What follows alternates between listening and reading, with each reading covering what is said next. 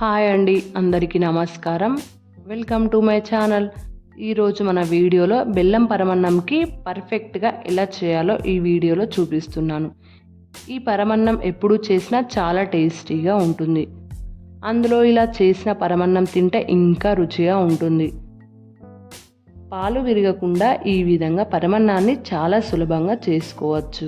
పండుగల టైంలో అయినా ప్రసాదం కోసమైనా తప్పకుండా ఇలా ట్రై చేయండి. దీనిని ఎలా ప్రిపేర్ చేసుకోవాలో చూసేద్దాం. ముందుగా ఒక గిన్నెలోకి హాఫ్ గ్లాస్ బియ్యం తీసుకోండి. దీంట్లోనే 2 టేబుల్ స్పూన్ల పెసరపప్పును తీసుకోండి. లేదంటే మీరు పెసరపప్పుకి బదులుగా పచ్చిశనగపప్పునైనా వాడుకోవచ్చు. ఇలా తీసుకున్న పప్పు బియ్యాన్ని 2-3 సార్లు బాగా కడిగేసుకోవాలి. ఇప్పుడు ఇందులోకి మనం తీసుకున్న గ్లాస్తో 1 గ్లాస్ నీళ్ళను తీసుకొని అరగంట నుండి గంట సేపు నానబెట్టాలి. టైం ఉంటే గంట సేపు అయినా నానబెట్టుకోవచ్చు, లేదా అరగంట సేపు అయినా నానబెట్టుకుంటే సరిపోతుంది. బెల్లాన్ని తురిమి మనం దేనితో అయితే బియ్యం కొలిచి తీసుకున్నామో దానికి డబుల్ అమౌంట్ బెల్లాన్ని తీసుకోవాలి. అంటే 1 గ్లాస్ వరకు బెల్లాన్ని తీసుకోవాలి.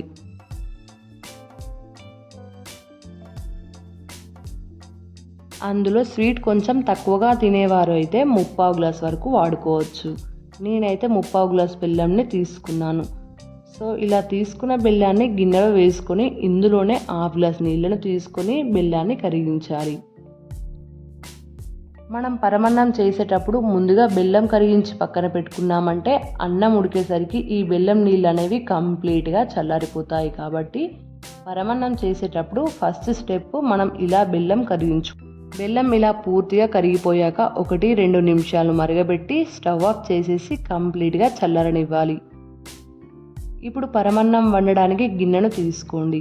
ఇక్కడ నేను ఇత్తడి గిన్నెలో పరమన్నం వండుతున్నాను. మీరు కావాలంటే స్టీల్ గిన్నెలో అయినా వండుకోవచ్చు. ముందుగా ఇందులోకి 500 ml పాలను తీసుకొని 200 ml వాటర్ యాడ్ చేసుకుంటున్నాను.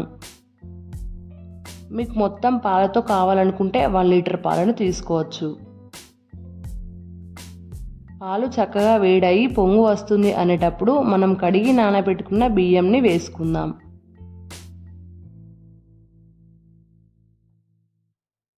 బియ్యంలో ఉన్న నీళ్ళతో సహా తీసుకొని బాగా ఉడకనివ్వాలి.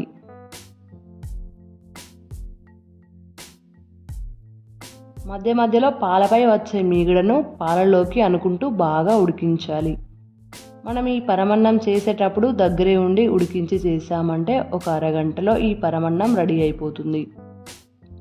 ఇక్కడ నేను మంటని మీడియం ఫ్లేమ్లో మధ్య మధ్యలో పాలు పొంగిపోకుండా హై ఫ్లేమ్లో పెడుతూ ఉడికిస్తున్నాను. చూడండి, పాలు కూడా కొంచెం దగ్గర పడి అన్నం కూడా కాస్త మెత్తగా అవుతుంది.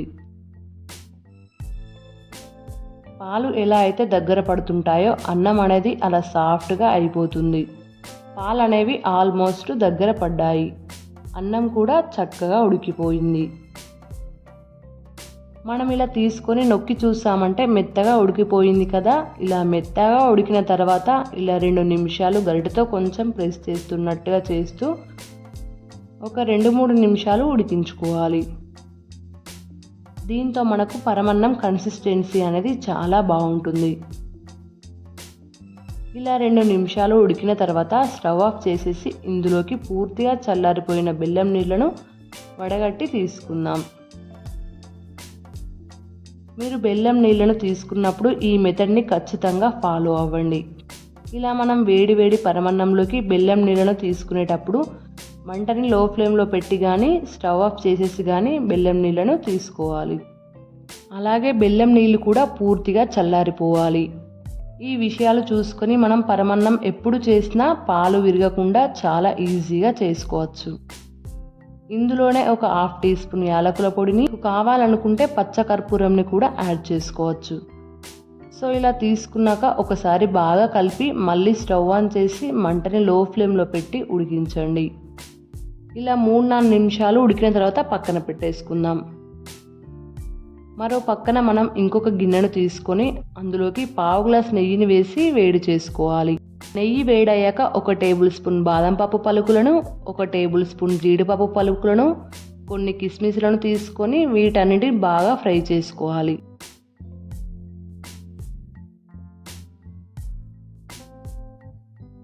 ఇలా కలర్ మారేంత వరకు బాగా ఫ్రై చేసి పక్కన పెట్టుకున్న పరమాన్నంలోకి తీసుకుందాం. ఇలా అన్నింటిని వేసుకొని బాగా కలుపుకోవాలి. మనకి పరమాన్నం చల్లారాక కన్సిస్టెన్సీ అనేది ఇలా ఉండాలి, చాలా బాగుంటుంది. ఇలా మనం ఏ అకేషన్ అయినా ఈజీగా మంచి రుచిగా చేసుకోవచ్చు. అంతేనండి, మీరు కూడా ఈసారి బెల్ల పరమాన్నం మరింత రుచిగా చేయాలనుకుంటే ఇలా ట్రై చేయండి. అలాగే మీరు ట్రై చేశాక ఎలా వచ్చిందో లైక్ చేసి కామెంట్ చేయండి. Thank you for watching.